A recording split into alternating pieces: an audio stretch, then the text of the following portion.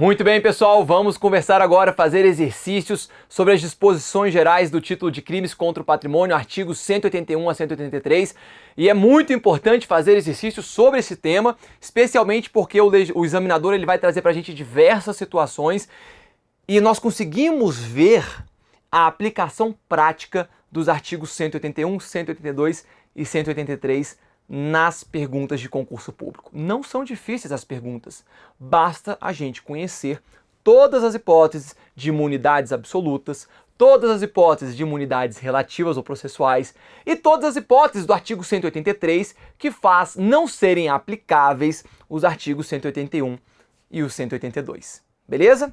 Vamos para a tela então, vamos fazer uma questão muito boa do CESP.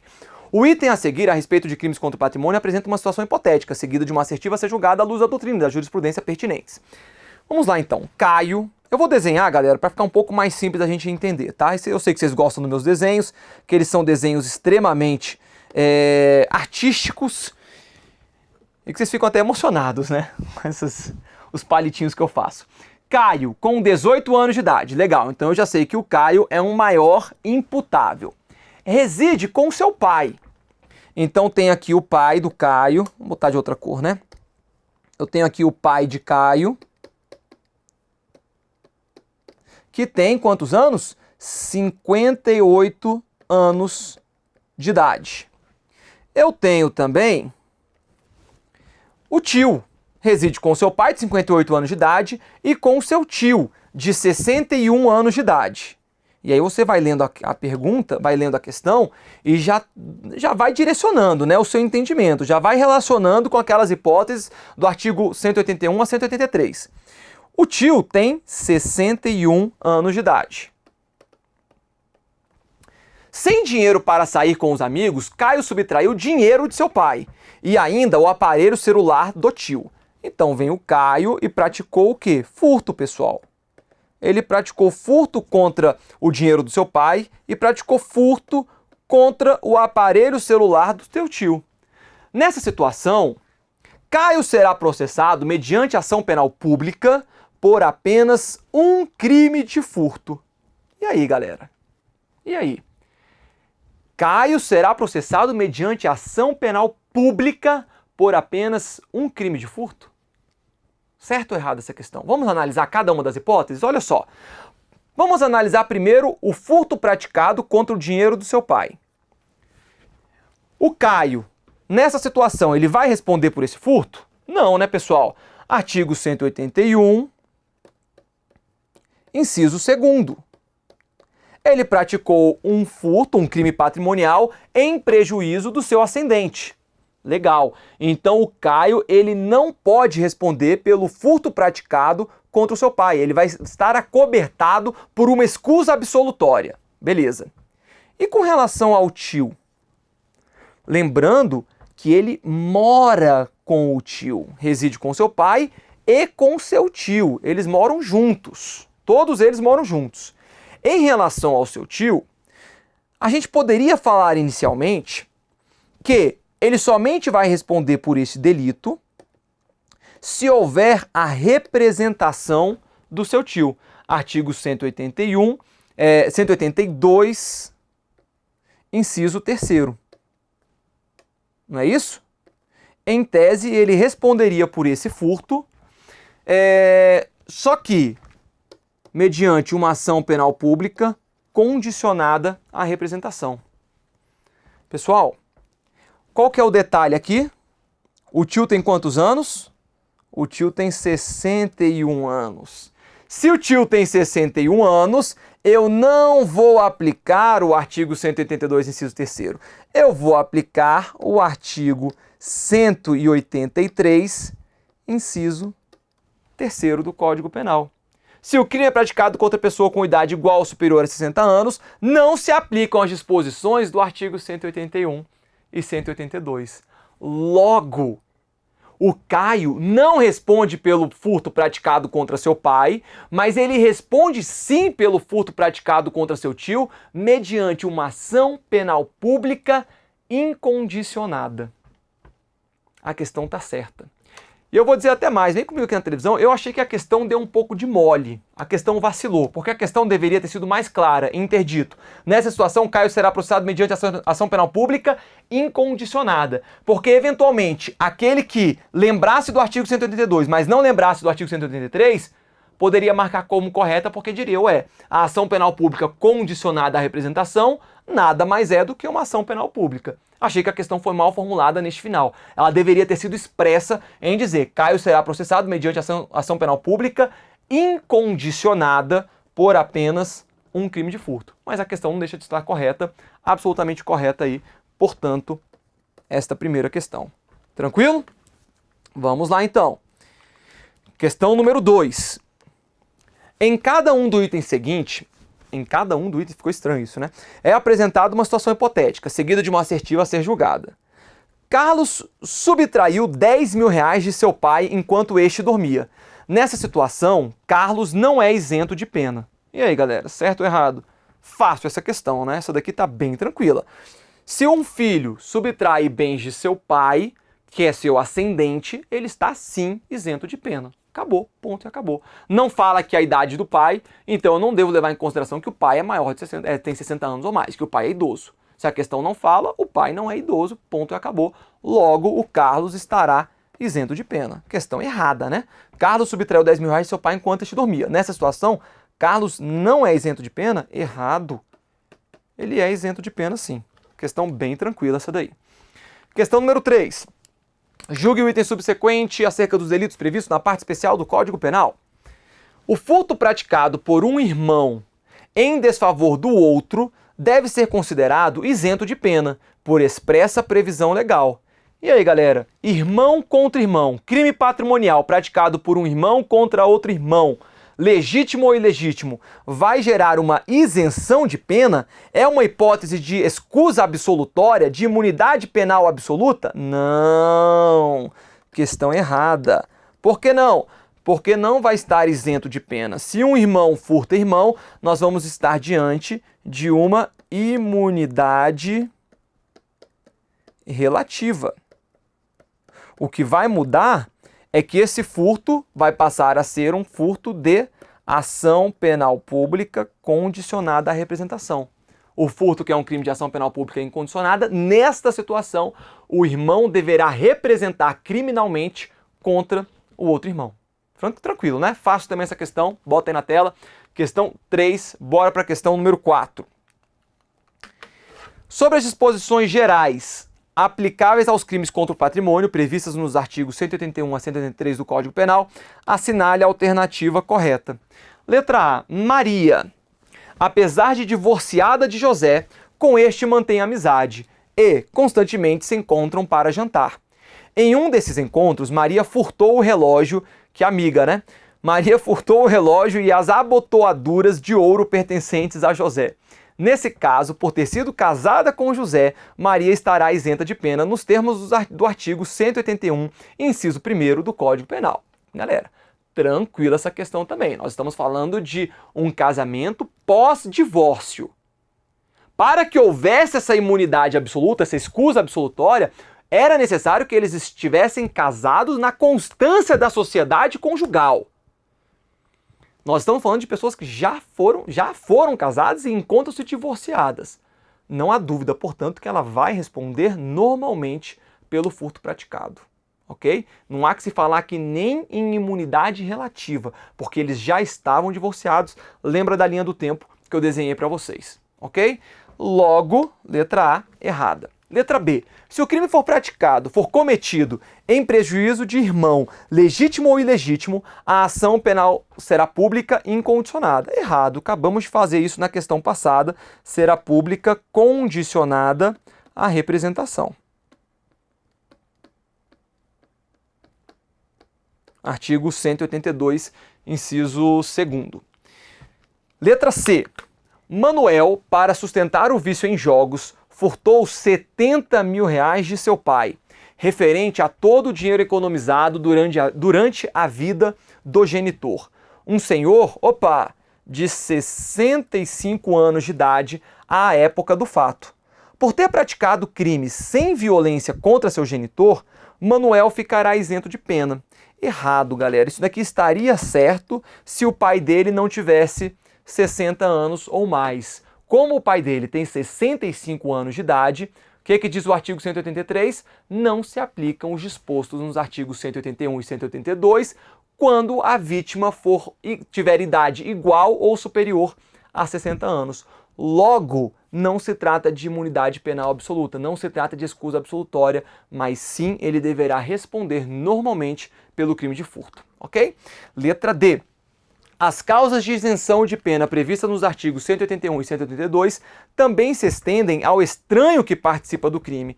Errado, tranquilo, o artigo 183 fala isso de maneira expressa, no sentido de que as disposições dos artigos 181 e 182 não se aplicam, não se estendem ao estranho que participa do crime. Por decorrência lógica, letra E é o nosso gabarito, mas vamos ver o que ela fala, né? Se o crime for cometido em prejuízo de tio ou sobrinho com quem o agente coabita, tem que ter a coabitação, a ação penal será pública, condicionada à representação. Pronto. Exatamente isso. Letra E, o nosso gabarito. Tranquilo essa questão, né? Questão número 5, de promotor de justiça, para vocês verem como que não fica difícil em que pese ser uma prova do Ministério Público. Na hipótese de uma pessoa com 18 anos, juntamente com um amigo menor de 18 anos, com comunhão de esforços e unidade de desígnios, em outras palavras, agiram em concurso de pessoas. Então eu tenho uma pessoa maior de idade, 18 anos, em concurso de pessoas com menor de 18 anos, 17 anos ou menos, subtrair do avô da primeira. Então, eles estão subtraindo, subtração de bens do avô. Esse aqui é o neto, subtraem bens do avô, que tem quantos anos? 61 anos de idade. Subtraíram R$1.000, R$1.200. R$1.200. Vamos lá então. Vamos ler de novo a questão. Na hipótese de uma pessoa com 18 anos, juntamente com um amigo menor de 18 anos, com comunhão de esforços e unidade de desígnios, subtrair do avô da primeira, esse aqui é o primeiro, com 61 anos de idade, a quantia de R$1.200, aquela qual? Esta daqui praticará o crime de furto qualificado. E aí, pessoal? Vai praticar crime de furto qualificado? Sim? Não? Por quê? Reparem, de fato, houve um furto praticado contra ascendente. A gente poderia cogitar aqui uma imunidade absoluta, uma escusa absolutória. Entretanto, este ascendente, que é o avô deste neto, este avô tem 61 anos de idade. Logo, nós não podemos aplicar as escusas absolutórias quando um crime é praticado em detrimento de prejuízo patrimonial para um idoso. Ponto. Não se aplica, portanto, aquela escusa absolutória do artigo 181, inciso 2º. O neto vai responder, portanto, por furto. E o menor de 18 anos? Não, né? Ele é inimputável. Ele vai responder por um ato infracional análogo ao crime de furto.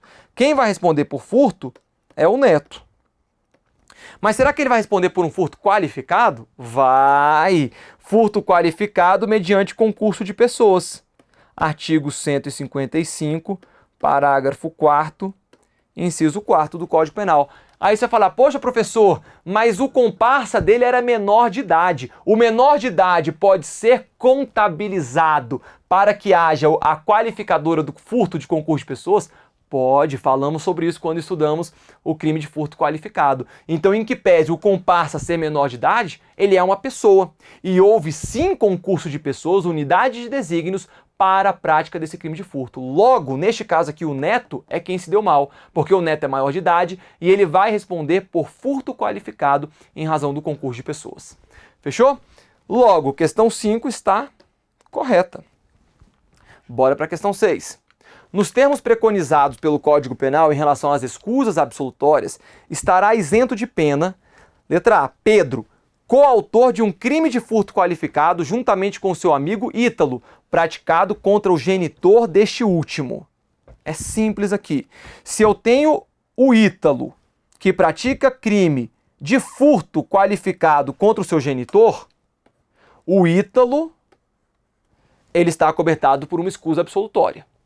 Ok? Ah, professor, mas é furto qualificado. Não tem problema. Ele está acobertado pela escusa absolutória. Entretanto, como nós sabemos, as escusas absolutórias não se estendem ao estranho que participa do crime. Olha o Pedro aqui, coautor, furtando bens do pai do Ítalo, junto com o Ítalo. O Ítalo se deu bem nessa história. O Pedro não. Então, Pedro, coautor de um crime de furto qualificado juntamente com seu amigo Ítalo, praticado contra o genitor deste último. Estará isento de pena o Pedro? Não, né, pessoal? O Pedro vai responder normalmente por este furto qualificado em razão do concurso de pessoas. Rodrigo, que invade a chácara de sua família e comete um crime de roubo contra seus ascendentes, subtraindo bens que guarneciam o imóvel. E aí, galera? O Rodrigo, ele está acobertado por uma escusa absolutória? Ele pratica crime patrimonial contra seus ascendentes. Entretanto, artigo 183, inciso 1º, quando nós tivermos crimes de roubo, extorsão ou qualquer crime que venha envolver violência ou grave ameaça à pessoa, não há que se falar na possibilidade de aplicação das escusas absolutórias. Logo, se Rodrigo tivesse invadido a chácara da família e praticado um furto, ele estaria sim acobertado pela escusa absolutória. Entretanto, ele praticou crime de roubo. Roubo não é admitido, não pode, ele não vai estar isento de pena. Letra C. Paulo, que pratica um crime de furto contra a empresa de seu tio. E aí, pessoal? Paulo pratica um crime de furto contra a empresa de seu tio. Por acaso a questão fala que o tio coabita com ele? E a questão também não deixa muito claro, porque essa empresa do tio, como é que é? Pertence somente ao tio? Pertence a outras pessoas? É um bem unicamente, exclusivamente do tio ou não? Mas de qualquer maneira, o principal erro dessa questão é não mencionar que o tio coabita. Mas ainda que o tio coabitasse, nós teríamos uma imunidade relativa. Se ele coabitasse com o tio e viesse a subtrair bens da empresa do tio, a gente poderia cogitar a imunidade relativa, a imunidade processual, e este furto passaria a ser de ação penal pública condicionada à representação. Entretanto, a questão que está querendo saber, em relação às escusas absolutórias, artigo 181, estará isento de pena. O Paulo, meu amigo, não está isento de pena de forma alguma. Ele vai responder por esse furto. E a Micaela, que pratica um crime de estelionato contra seu filho? Até aqui tudo bem. Até aqui tá certo. Utilizando os documentos pessoais e cartão de crédito deste para fazer compras em estabelecimentos comerciais de uma determinada cidade. Essa Micaela aí, hein? Olha só, ela usa documentos do filho, portanto ela está usando de uma fraude, para praticar estelionato contra o seu filho, porque quem vai ter o prejuízo final vai ser o seu próprio filho. Para fazer compras em estabelecimentos comerciais de uma determinada cidade. E aí? E aí, galera? Ela está acobertada ou não? Vamos reparar? Ela praticou um crime de estelionato. Estelionato é um crime contra o patrimônio? Sim. Ela praticou contra quem? Contra o filho, que é descendente. Ok, até aí tudo bem. Vamos ver as hipóteses do artigo 183. O filho não é idoso. Não houve um estranho que participou desse crime. A Micaela não é um estranho que participou desse crime, ela é a própria mãe daquela pessoa contra quem ela pratica o crime. O crime de estelionato não envolve violência ou grave ameaça à pessoa. Logo, galera, a Micaela está sim acobertada por uma imunidade absoluta, por uma escusa absolutória. Letra D é o nosso gabarito. Flávia, que pratica crime de apropriação indébita contra seu avô de 70 anos de idade? Não. O avô dela é idoso, tem 60 anos de idade ou mais, logo não há que se falar na aplicação das escusas absolutórias quando o crime patrimonial é praticado contra idoso. Fechou? Questão número 7. Pedro, com 22 anos de idade, e Paulo, com 20 anos de idade, foram denunciados pela prática de furto contra Ana. A defesa de Pedro alegou inimputabilidade. Paulo confessou o crime, tendo afirmado que escolhera a vítima porque, além de idosa, ela era sua tia. Com relação a essa situação hipotética, julgue o item subsecutivo. Uma vez que a vítima é tia de Paulo, a ação penal será pública condicionada à representação. E aí, galera? Certo ou errado? Tranquilo essa questão, né? Tem dois erros nessa questão, dois erros.